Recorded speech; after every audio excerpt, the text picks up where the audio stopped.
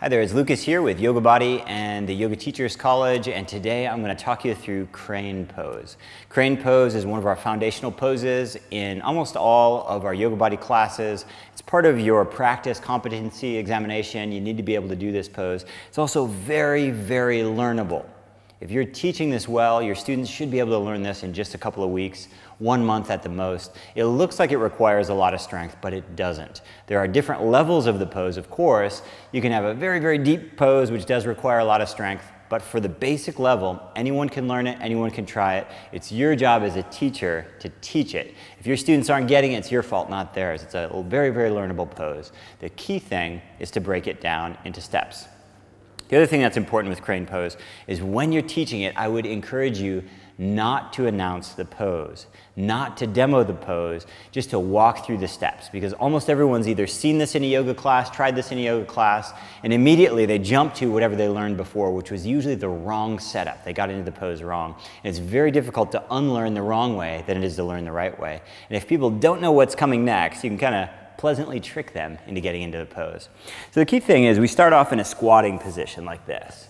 I let my bum drop down, I bring my hands into a prayer, and this is great teaching position because I can now look out at all the students, make sure they're all here.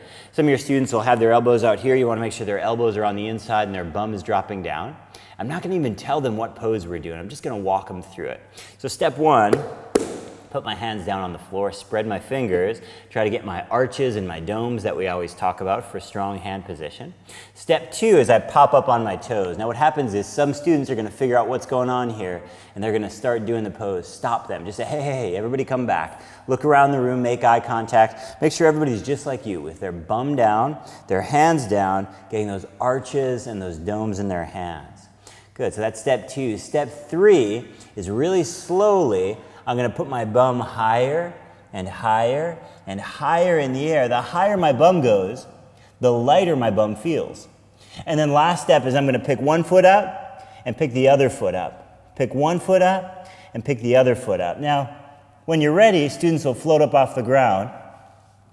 But step four is just picking up one foot and the other foot. The reason we don't even have to cue the last step is because it's so obvious. When you walk it through step by step like this, if you're strict with your students, you will help them learn. Remember, this is skill-based fitness. As a yoga teacher, it's your job to help them learn. If they don't learn, they'll get discouraged. They're going to go do Zumba or some other fitness modality. We need to help people feel empowered, and this is a really great pose to do that. Let me show you from the side one more time so you can see it in profile. We start in a squatting position. I'm going to let my bum drop down. My hands come into a prayer position. Spread my fingers wide. Arches and domes with my hands. That's step one. Step two is I pop up onto my toes. I look around the room, make sure everybody's down low just like me.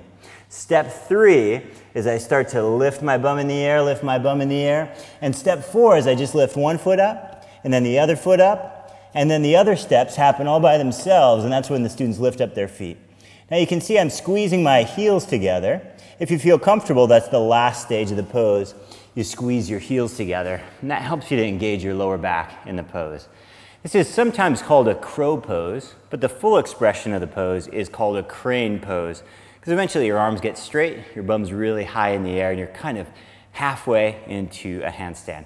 Breaking down those 4 steps, you can learn this fast, you can teach this fast.